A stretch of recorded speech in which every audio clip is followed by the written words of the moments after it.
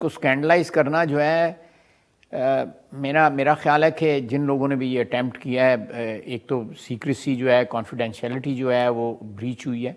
आप उन तक पहुंच गए ना?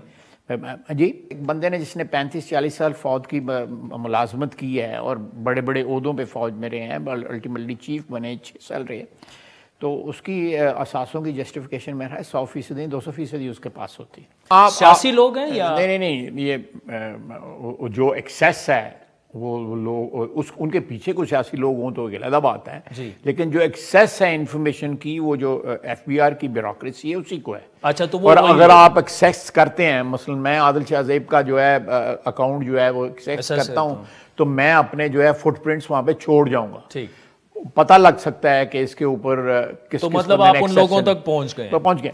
दूसरी बात यह है कि अगर उस जो है उन्होंने अपने रिटर्न्स में चीज डिक्लेयर की और एफबीआर के रिकॉर्ड में है, तो उसके बाद तो किसी सवाल का जो है सवाल पैदा ही नहीं होता किसी ऑब्जेक्शन का। लेकिन अगर पैदा हो रहा है तो फिर जवाब नहीं देखें, I think he has perfect justification. जो भी बंदा अपना इनकम टैक्स रिटर्न सबमिट करता है, उसके ऊपर मैं सबमिट करता हूँ, आप आईटीओ हैं, आप मेरे पे ऑब्जेक्शन करते हैं कि भाई ये जस्टिफाइड नहीं है तुम्हारा खर्चा, मुझे आप टैक्स लगा सकते हैं, या ये जो एसेट जो है ये आपने कहाँ से लिया, आप पूछ सकते हैं मुझे, इट्स इनकम्बेंट अपॉन मी कि मैं उसका जवाब दूं।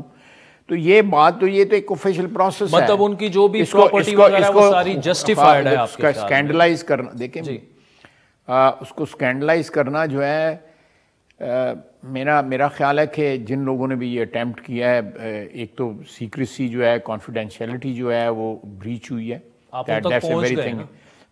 जी, उन तक तो पहुंच गए, लेकिन अगर किसी और ने प्लान किया है, नहीं देखे ना, ये तो लोग वो जब उनसे पूछा जाएगा जी तो बताएंगे कि भाई किसके बिहाफ पे काम कर रहे थे और किस तरह उन्होंने लीक आउट किया। लेकिन मेरा ख्याल है कि एक बंदे ने जिसने 35-40 साल फौज की मुलाजमत की है और बड़े बड़े ओहदों पे फौज में रहे हैं, अल्टीमेटली चीफ बने 6 साल रहे, तो उसकी असासों की जस्टिफिकेशन मेरा है 100% 200% उसके पास होती है।